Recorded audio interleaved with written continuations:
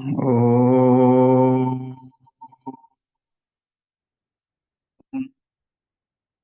विश्वानि देव सवितर्दुरितानि परासुव यद्भद्रं तन्न आसुव। ॐ शांति शांति शांति। श्री सद्गुरुदेव भगवान की जय। प्रस्तुत विवेक चूड़ामणि चल रहा है और तत्वमसि महावाक्य के ऊपर विचार। यहाँ पहले देखा गया कि किस तरह सिद्धांति ने खंडन किया है पूर्व पक्षी का। पूर्व पक्षी का आरोप था कि जीव ब्रह्म एक हो ही नहीं सकता, क्योंकि कहाँ सूर्य नारायण है और कहाँ जुगनू का प्रकाश है। जीव अल्पज्ञ है और ईश्वर सर्वज्ञ है, तो इन दोनों का मेल नहीं हो सकता, ऐसा पूर्व पक्षी का कहना था। लेकिन सिद्धांति ने कहा कि ऐसा नहीं है। भले ही तुमको नदियां अलग अलग दिख रही है, नदी का स्वरूप भी अलग अलग दिख रहा है, उसका व्यवहार भी अलग अलग दिख रहा है। पहाड़ से गिर रही है, प्लेन में चल रही है। मतलब प्लेन मतलब ये धरती जो जैसे गंगा जी है तो पहाड़ से हिमालय से आती है, तो फिर जो है प्लेन भूमि जो होती है उस पे ऊपर चलती है, तो अलग अलग व्यवहार दिख रहा है ना उसका। लेकिन जब वो समुद्रों को मिलती है तब उसका व्यवहार कैसा होता है? उसका व्यवहार नदी जैसा होता है कि समुद्र जैसा होता है? ये सिद्धांति पूर्व पक्षी को समझाता है। तुम ये आरोप नहीं कह सकते, नहीं कर सकते, क्योंकि जो ब्रह्म ही है वो क्यों उपाधि में अटक गया? ये पंचकोशातीत के कारण। जो पंचकोशों में या माया उपाधि के कारण, इसी को माया उपाधि कहते हैं। माया ने जो दर्शाया उसको आपने सत्य मान लिया, और जो जो श्रुतियों ने दर्शाया उसको आपने काल्पनिक मान लिया, है ना। श्रुतियों ने तो प्रमाणित कर दिया, भाई हमको प्रमाण मानते हैं, आदेश मानते हैं, हम उस आदेश के अनुसार चलते हैं। अगर हम ऐसे ही उलझन में रहेंगे तो हम अपने पूर्णता को प्राप्त नहीं हो पाएंगे, क्योंकि हर किसी में संशय हो सकता है। लेकिन हमारे पूर्वजों ने हमको जो बताया है, कहा है, हमको उनका प्रमाण मानना ही पड़ेगा। अगर हम उनको प्रमाणित नहीं मानते हैं तो हम तो ये भी कह सकते हैं अपने माता को भी हम प्रमाणित नहीं माने, क्योंकि माता को प्रमाणित मानते ही हमने अपने पिता को स्वीकार किया है। अगर हमारे माता को हम प्रमाण नहीं मान रहे तो हमारे हमें पिता का क्या पता। वैसे हमारे श्रुतियों ने हमको जो बताया है उसको हमको प्रमाणित मानना ही पड़ेगा, उनका आदेश का पालन करना ही पड़ेगा। जैसे व्याकरण में वो आदेश बताते हैं कि इतने आदेश है, वो आपको मानना ही पड़ेगा। और सूत्र जो कहता है उस सूत्र के अनुसार ही चलना पड़ेगा। पाणिनि ने 4000 सूत्र लिखे अष्टाध्यायी में, और उसमें ये लिखा है सपा सप्ताध्याय प्रति त्रिपादी असिद्ध। अब आप ये कहेंगे कि भाई अष्टाध्यायी तो अष्टाध्यायी है, आपने ही लिखी हुई है, फिर आपने ऐसा क्यों लिखा लिखा कि जो 7.25 अध्याय है वो 7.25 अध्याय के प्रति ये त्रिपादी जो है, 3 पाद मतलब ऐसा होता है व्याकरण में, हर एक अध्याय में 4 पाद होते हैं और एक एक पाद में कई सूत्र होते हैं। तो वो जैसे 100 सूत्र है, 150 सूत्र है, 200 सूत्र भी रहते हैं एक एक पाद में। अच्छा, अष्टाध्यायी के 8 अध्याय है और हर एक अध्याय में 4 पाद है। तो उस एक अध्याय में जो लास्ट का जो अध्याय है 8वां, उसमें से जो 3 पाद है वो सपात सप्ताध्याय प्रति मतलब 7.25 अध्याय के प्रति वो असिद्ध माने गए। तो ये देखिए, ये प्रामाणित है, व्याकरण हमारा प्रामाणित है, वो हमको मानना पड़ता है। अच्छा, उनके सूत्र जो बनाए हैं पाणिनि ने, वो व्यर्थ तो नहीं बनाए हैं। जो 3 पाद भी बनाए, पूर्ण 8 अध्याय तो बनाए। लेकिन जो 8 अध्याय में 3 पाद है, वो व्यर्थ तो नहीं बनाए। वो भी सूत्र लगते हैं, लेकिन वो उसके प्रति असिद्ध बताए गए। तो फिर भी हम उसको प्रमाणित मानना पड़ेगा, क्योंकि पाणिनि ने कहा है कि उसको जितना हम बोलेंगे, उतना आपको मानना ही पड़ेगा। आप कुछ कर नहीं सकते। हम इस शब्दों को कैसे बना, इसकी उत्पत्ति बता रहे हैं। बाकी आप ये ऐसा ही क्यों बना, ये सूत्र लगता था तो ये सूत्र का ये क्यों नहीं बना? तो ऐसा करने से जो है, फिर वो रूप जो है अर्थ इधर-उधर हो जाएगा। तो ये सब जो है अर्थ का अनर्थ हो जाएगा। इसलिए आपको आदेश मानने पड़ेंगे। उन्होंने आदेश बताए, धातु, सूत्र, गण, उनादि, वाक्य, लिंगानुशासन, आगम, प्रत्यय, आदेश, प्रकृति, है ना? आगम, प्रत्यय, आदेश। तो ऐसे उपदेश है। ये जो आदेश है, इतने उपदेश है। धातु, सूत्र सूत्र है, धातु 2000 है, जिससे शब्द बनते हैं। जैसे धातु है ना, रमो क्रीडायाम धातु है, जिससे राम बनता है। रामः, रामो, रामः, रामम, रामो, रामा। जो शब्द चलते हैं, तो वो धातु से बने हुए हैं। रमो क्रीडायाम धातु में जो अतोपद है, ऐसे जो उपधा में जो राम की जगह र की जगह आ हो गया, तो उपधा में राम बनता है, तो फिर जो उसकी प्रक्रिया शुरू हो जाती है। तो ये रामः चलता है, फिर वो बहुत बड़ी लंबी कहानी है। कहने का है कि हमें उसको उपदेश मानना पड़ेगा, आदेश मानना पड़ेगा। तो ये जो ऋषि मुनि का अगर आदेश नहीं मानते हैं, तो हमें फिर कोई भी अ, तत्व जान नहीं सकते। हम किसी किसी भी प्रकार के शास्त्र को नहीं जान सकते। इसलिए उन्होंने धातु, सूत्र, गण, उनादि सूत्र मतलब पाणिनि अष्टाध्यायी सूत्र है, उनादि कोश है, गणादि कोश है। तो ऐसे उसको आदेश कहा है कि ये आपको आदेश मानना पड़ेगा। तो वैसे ही यहाँ कहते हैं कि आपको आदेश मानना पड़ेगा। जो श्रुतियों का आदेश है, आपको मानना पड़ेगा। क्योंकि जो उपाधि है, जो माया उपाधि है, वो माया उपाधि कारण जो द्वैत भाषित हो रहा है, उस माया को जान के आपने जो है श्रुति को जान के समझना पड़ेगा कि ये उपाधि है। तो ऐसा कहते हैं, अर्थात आदेश इति श्रुति स्वयं निषेधति ब्रह्म निकल्पितं द्वयम् श्रुति प्रमाणानुगृहीतो बोधा तयो निरासः करणीय एव। यहाँ कहते अर्थात आदेश इति श्रुति स्वयं। जो आप अभी तक जो कह रहे थे कि द्वैत है, द्वैत है, द्वैत है, लेकिन हमारे श्रुतियों ने कभी भी द्वैत तो नहीं कहा। यहाँ ईशावास्यम इदं सर्वम कहा, सर्वम खल्विदं ब्रह्म कहा, एको हम बहुश्याम कहा। एक होते हुए भी अ, एक में सब है, ऐसा कहा है। तो इसको आप प्रमाणित क्यों नहीं मानते?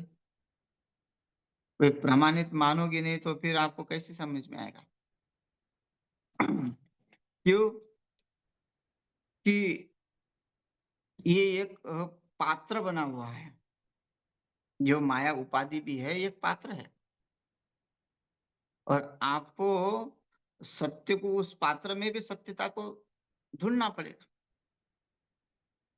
फिर दूध है, दूध में भले ही आपको मक्खन नहीं दिख रहा है, घी नहीं दिख रहा है, तो क्या आप बोलेंगे कि इसमें घी नहीं है? आप अगर चक्षुर्वय सत्यम मानते हैं कि अगर मानते क्या दिख भी नहीं रहा है, और कोशिश अगर ऐसे ही करोगे कि कब तक ये दूध को जो छानते रहोगे तो घी निकलेगा उसमें से। अगर उल्टी प्रक्रिया में चलोगे तो कैसे अनुभूति होगी कि इसमें घी है? हमको तो वो प्रक्रिया अपनानी पड़ेगी ना। वेदांत ने जो घोष किया है, ये साधन चतुष्टय की साधना बताई है, हैं? उससे हमको गुजरना पड़ेगा। अगर साधन चतुष्टय हमारे अंदर नहीं है, विवेक और वैराग्य त्याग नहीं है, तो बिना त्याग से जो है कुछ प्राप्त नहीं हो सकता। कुछ वस्तु को छोड़ने के बाद ही कुछ वस्तु प्राप्त होती है। तो ऐसा अगर हमारे जीवन में नहीं है, तो हमें इसकी अनुभूति बिल्कुल नहीं होगी, चाहे अनंत जन्म लग जाए। अच्छा, पहले भी ये कहा है विवेक चूड़ामणि में कि चाहे तुम कितने भी शास्त्र रटो, कुछ भी पढ़ो, लेकिन अगर अनुभूति के लिए प्रयास नहीं किया, तो वो शास्त्र भी व्यर्थ है। सुभाषितकार बोलते हैं कि तुम कितने भी अच्छे कुल में हो पैदा, कितने भी बड़े घर में पैदा हो, लेकिन अगर तुम्हारे संस्कार ही गलत है, तो तुम्हें बड़े कुल में भी पैदा होने से कोई फायदा नहीं है। तो वैसे ही अगर हम उस ब्रह्म को नहीं समझे हैं, तो हमने कितने भी शास्त्र रटे, हम कितने भी मंदिर में जाए, पूजा पाठ करें, अगर हम उस रास्ते से नहीं गुजरते हैं, क्षम दम तितिक्षा उपरति श्रद्धा समाधान, इसको नहीं अपनाते हैं, तो हमें अनुभूति नहीं होगी। फिर हमको ब्रह्म की अनुभूति न होने से क्या होता है, फिर माया जब रहेगी, वो माया सताएगी। माया बीच में है ना, माया का आवरण तो हटा नहीं है भाई। सूर्य नारायण का प्रतिबिंब देखने के लिए पानी में हमको क्या करना पड़ेगा, तो पानी की जो काई है, वो काई को हटाना पड़ेगा, उस सत्य को जानना पड़ेगा, पहले समझना पड़ेगा कि ये काय के नीचे ब्रह्म है, काय के नीचे सूर्य नारायण है। तो उस काय को हटाओ तभी सूर्य नारायण के दर्शन हो गए। वैसे मल विक्षेप आवरण जो माया उपाधि के कारण अंदर भरे हुए है, उसको नहीं हटाएंगे तो वो सत्य को कैसे जानेंगे। इसलिए श्रुति भी कहती है कि आपको सत्य को जानने के लिए आपको पहले उसको निकालना पड़ेगा। सूर्य को देखने के लिए पहले सत्य को जो ब्रह्म को जानने के लिए पहले सत्य का स्वीकार करना पड़ेगा। माया ये उपाधि है, जहाँ समझना पड़ेगा। कहते हिरण्मयेन पात्रेण सत्यस्यापि हितं मुखं तत्त्वं पूषन् पावनो सत्य धर्माय दृष्टये। बिना सत्य से परमात्मा हिरण्यमय पात्रे न सत्याशापि हितं मुखम। जब सत्य को अनुभूति करोगे तभी तत्वम, उस तत्व को जान पाओगे। नहीं तो पूषेन नेक कर्षे यमः सूर्य प्रजापत्य व्यूह रश्मिन समूह तेजो यत्ते रूपम कल्याणम तम तत्ते पश्यामि यो सावसो पुरुष सोहमस्मि। कहते हैं सूर्य नारायण जल में है, लेकिन उसका प्रतिबिंब क्यों नहीं दिखता, क्योंकि वो जो है उसके ऊपर आवरण आया हुआ है। तो यही उपनिषद कहता है कि तुम सत्य को स्वीकार करो। और सत्य क्या है, श्रुति का जो है वचन है। श्रुतियों के वचनों के ऊपर अगर विश्वास है पूर्ण रूप से, हमारा विश्वास अगर होता, हमारी श्रद्धा होती, गुरुजनों में श्रद्धा होती, क्योंकि गुरु ब्रह्मा गुरु विष्णु गुरुदेव महेश्वर कहाँ है, लेकिन हम मानते कितने हैं। अगर मानते तो हम उस धर्म में चलते, हमारे धर्म में निष्ठा होती, हम धर्म के लिए ही सोचते कि यह धर्म कार्य हो। आज आश्रम में कब्जे हो रहे हैं। अच्छा, किसके हो रहे हैं, जिन्होंने गुरु के ऊपर बहुत निष्ठा रखी, जो गुरुजनों को बड़े सम्मान के साथ पूछते थे, उनकी आरतियां होती थी। लेकिन उनके जाने के बाद केवल आरती ही बची हुई है और कुछ नहीं है। तो ये क्या स्वीकार किया, ये माया की उपाधि को स्वीकार किया। अच्छा, गुरु के वचन होते हैं, श्रुति के वचन क्या है, स्वाध्याय प्रवचनाभ्याम मा प्रमादितव्य। सबसे पहले ये शिक्षा दी जाती है कि स्वाध्याय और प्रवचन से कभी प्रमाद मत करो, कि वो तुम्हारा आहार है। शरीर पुष्टि का नहीं, मन पुष्टि का आहार है। अगर हम उससे स्वाध्याय प्रवचन से बचते हैं और संसार के उलझनों में लगे रहते हैं, तो गुरु के वाक्यों का हमने अनुसरण नहीं किया और केवल उनकी आरती में कमतरता नहीं की, तो ये हमारा मानना नहीं होगा। क्योंकि उनके वचनों को उन्होंने जो लिखा है उसके अनुसार चले, तो फिर हमने परमात्मा को स्वीकार किया।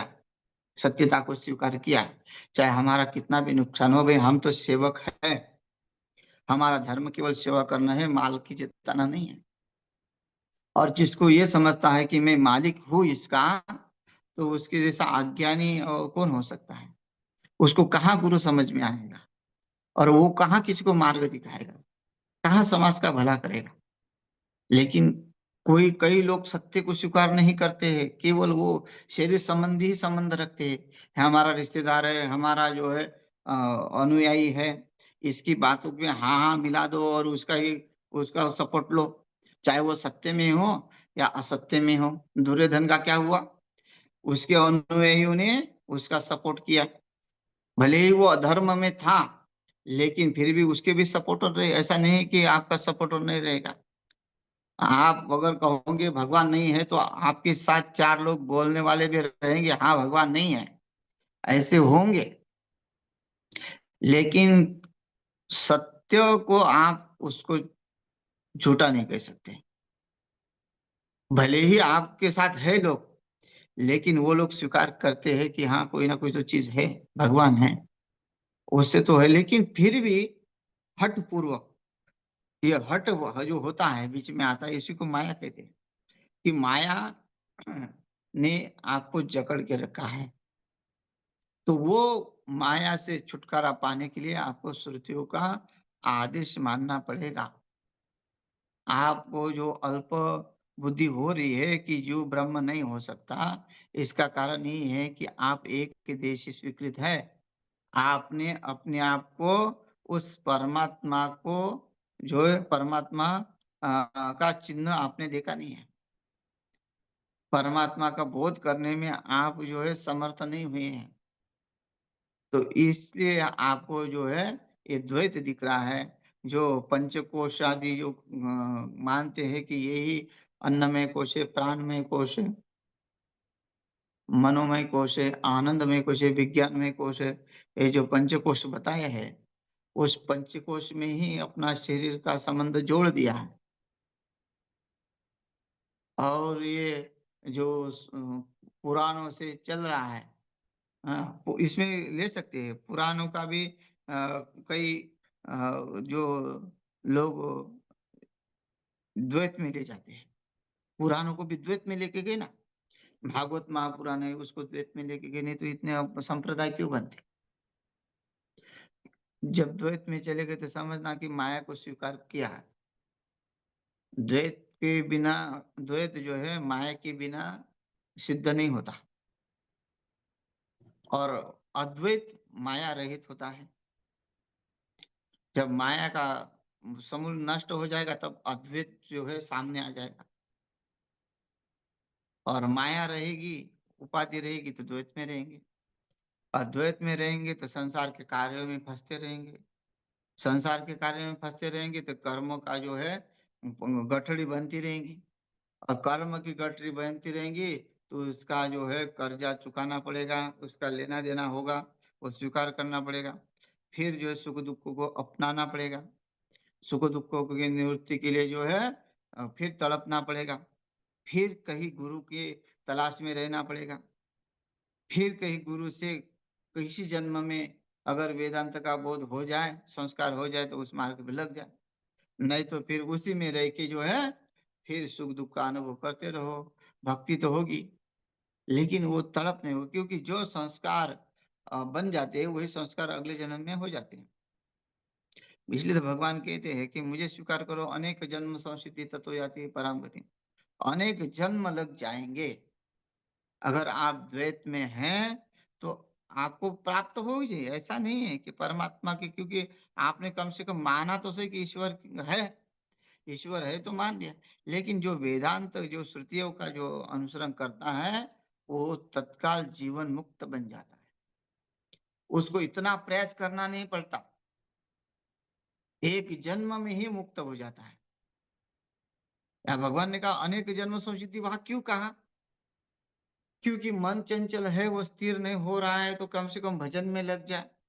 भजन में लग जाए तो जो अधिकारी नहीं है, क्योंकि चंचल मन उसी का होता है जिसने बहुत सारा संसार भोगा है, संसार के जो है व्यवहार किए हुए हैं। तो संसार के व्यवहार किया हुआ व्यक्ति एकदम वेदांत में रुचि कैसे ले सकता है? वो तो वेदांत वाला वो होना चाहिए जिसका श्रुतियों के ऊपर पूरा विश्वास हो, गुरु के ऊपर पूरा विश्वास हो, है ना? गुरु हमारा स्तोत्रीय ब्रह्मनिष्ठ है, ऐसा पूर्ण रूप से विश्वास है और उस वो जो कहते हैं वही सही है, उसके सिवा दूसरा कुछ नहीं है। ऐसा जिसका अनुभव है कि वो बोलता है कि नहीं ये सही है, मेरे गुरु जो बोलेंगे वही सही है, तो तब तो अनुभूति हो जाएगी। टोटकाचार्य को अनुभूति हुई कि इतने ऐसे तो नहीं है कि बहुत सारे क्या पता क्या थे क्या नहीं, लेकिन जब उन्होंने गुरु के ऊपर श्रद्धा रखी और गुरु के ऊपर श्रद्धा रखी का मतलब एक ही है सत्य, अन्य के व्यवहार में पड़े ही नहीं है। जो एक के व्यवहार में रहता है हमेशा उसी को अनुभूति होगी, चाहे वो गुरु हो कोई सत्य मतलब साकार रूप में हो या निराकार रूप में हो, उसको मान लिया कि ये ही है, उसने सर्वोपरि गुरु को ही मान लिया कि यही सत्ता है, इसी से मेरा कल्याण हो सकता है, इसी से मेरी अनुभूति होती है। तो देखो उनको अनुभूति हो गई गुरु कृपा से। तो ये नहीं कह सकते कि शास्त्रों का ज्ञान भी गुरु कृपा से होता है, लेकिन इसके ऊपर हमको श्रद्धा श्रद्धा कहाँ से बनती है? श्रुतियों को सुनने से, श्रुतियों का मनन करने से, चिंतन करने से। तो ये श्रद्धा जब तक नहीं बनती है तब तक ये ब्रह्म की अनुभूति नहीं होगी, उपाधि नष्ट नहीं होगी। तो यहाँ कहते हैं कि आपको वो मानना पड़ेगा, आदेश गुरु का आदेश मानना पड़ेगा, श्रुतियों का आदेश मानना पड़ेगा। अथात या अथात आदेश इति श्रुति स्वयं, या श्रुति को लेते हैं, श्रुति का अर्थ ये है कि भाई श्रुति तो जैसे पुस्तक में ही है, पुस्तक में जो है वेद वेद है, तो वेद क्या ऐसे देखने से थोड़ी होगा, मानेंगे नहीं। जो वेद श्रुति जो है गुरु मुख से निकली हुई है, ये श्रुति वाक्य जो है, जो आपने ब्रह्म विद्या को प्राप्त किया, वेदांतों का श्रवण किया, मनन किया और गुरु के ऊपर श्रद्धा रखी, वही श्रुति जो है आदेश बन जाती है। आदेश कौन देगी? गुरु। गुरु जो कहेंगे वो आदेश हो गया और श्रुति प्रमाण होगी, प्रमाण से गुरु कहेंगे और उसके ऊपर आपने अमल करना है। निषेधते ब्राह्मणे कल्पितम द्वयम, वो कहते हैं कि वो निषेध होता है कि कल्पना है द्वैत है करके। ब्रह्म में हम निषेध करते हैं माया का, कल्पित मानते हैं दूसरी वस्तु का, दूसरी वस्तु कोई है, एक कल्पना है। कल्पना से तो बनता है सब कुछ। अच्छा, चीनी है और बेसन भी है। अब आपके सामने चीनी और बेसन है और घी भी पड़ा है, तो आपने कल्पना करनी है अभी कि इसकी बूंदी बनानी है कि इसका लड्डू बनाना है कि इसकी बर्फी बनानी है। भाई जब कल्पना करोगे तभी तो वो कुछ बनेगा। अच्छा, वस्तु तो वही है, तो आपने उसमें कल्पना की, जो जो है उसको न मानते हुए आपने लड्डू की कल्पना की, तो आपका लड्डू हो गया। जो माया की कल्पना की आपने, वस्तु की कल्पना की, जो जो ब्रह्म है उस ब्रह्म की कल्पना आपने छोड़ दी कि स्वयं में जो है ये चीनी, जो गन्ने का रस से जो बना हुआ है ये यही है। अच्छा, सोना है जिसका कुछ बना नहीं है, प्योर सोना। अब उसमें आप कल्पना करो कि इसका मुझे कौन सा गहना बनाना है, तो कल्पित हुआ ना वो, है तो वो सोना ही था। अगर हम उसको सोना मानेंगे क्या? नहीं, इसको कुंडल बोलेंगे, नथनी बोलेंगे, या कंगन बोलेंगे, अलग अलग नाम दिया, उपाधि दिया, लेकिन किसकी दी उपाधि नाम? एक का एक ही था ना वो, लेकिन उसको अनेक कर दिया, अनेक उपाधि दिया, तो वो कल्पित हो गया। अगर हम उसको उसी में रह के भाई नहीं इसमें ये है, कोई बोलेगा नहीं ये तो कंगन है, ये सोना नहीं है, क्योंकि उसको तो कंगन है। ये भी नहीं बोल सकते हम कि ये कंगन नहीं है। लेकिन जो सोना बोल रहा है कि भाई ये सोना ही है, ये कंगन नहीं है, उसको भी हम झूठ नहीं कह सकते। लेकिन वास्तव में तो सोना ही है, सोने से बना हुआ सब कुछ है। तो जो ब्रह्म से जो अ, है जुड़ा हुआ, लेकिन वो स्वयं जो है स्वयं का हम कहाँ से उत्पत्ति हुई सब भूल गए हैं, तो क्या होगा, वो कल्पित हो गया। इसलिए बोलते ब्रह्म में कल्पितम, कल्पित द्वयम, दूसरी वस्तु का श्रुति जो है दूसरी वस्तु है ही नहीं, क्योंकि श्रुतियों ने कहा है, श्रुति प्रमाणित है कि ईश्वर जो है, ईश्वर सर्वभूताना, सब जो है सब में ईश्वर है, सब जगह उसकी सत्ता है, उसके सिवा दूसरा कुछ है नहीं है। तो यह कहते हैं श्रुति प्रमाण का अनुग्रहित का सहारा लेकर बोधात, मतलब उसको जानकर, श्रुति को जानकर तयो दोनों को निराशा निर्दे देखिए निषेध करते हैं, करना चाहिए इसका, जो तुम्हारा जो है कि तुम माया उपाधि का, कल्पना का, जो कल्पित वस्तु का निषेध करना चाहिए।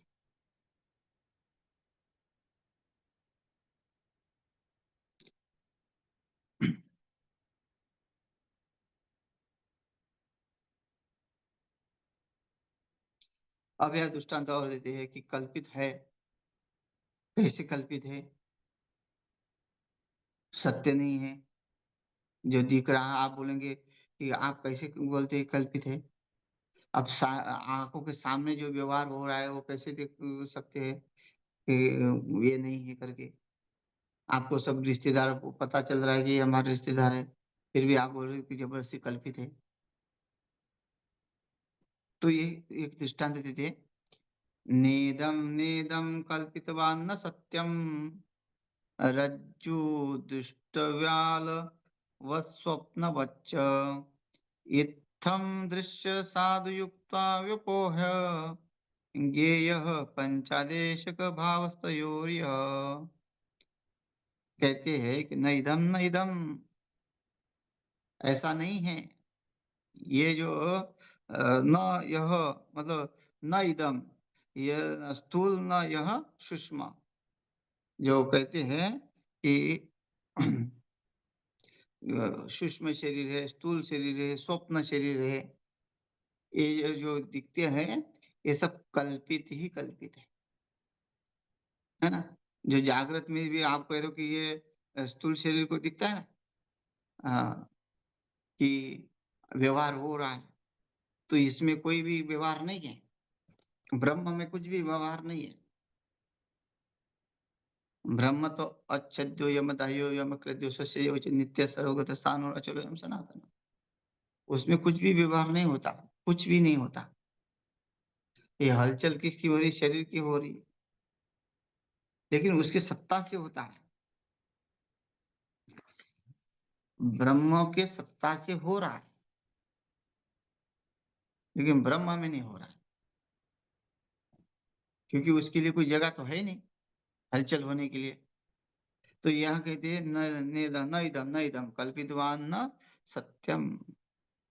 ऐसा आपने जो कहा कि जो आंखों से दिख रहा है, बोलते हैं जैसे आंखों से दिख रहा है वो भी तो कल्पित ही है।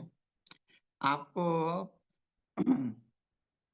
जो दिख रहा है वस्तु, जो कोई भी मिठाई हो वो दिख रही है, तो दिख रही तो कितने दिन दिखेगी, उसको देखो। अच्छा ये आइसक्रीम जो दिख रही है, आइसक्रीम थोड़ा धूप में रख के देखो, 1 घंटे के बाद बताना कि ये जो आइसक्रीम है कि क्या है, अब पिघल गई पूरा का पूरा। सो जो था वो नष्ट हो गया, तो क्या हो गया, वो कल्पित ही होगी।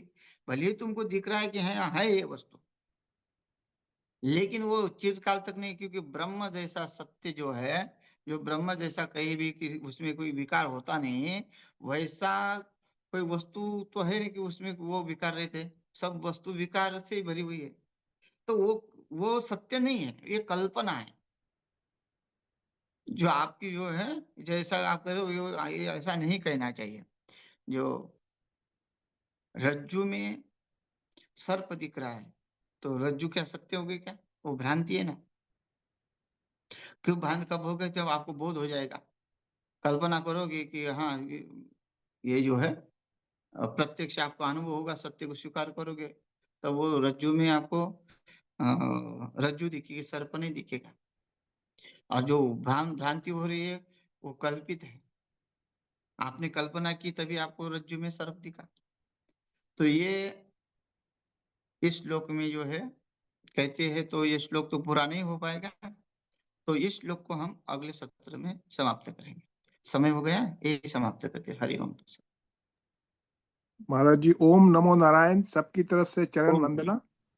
और ओम महाराज जी आपके बुधवार को सुबह अगर आपके जी पास समय होगा तो बहुत अच्छा हो जाएगा, विवेक चूड़ामणि फिर शुरू करेंगे। जी ठीक है, ओम नमो नारायण। जी। ओम नमः।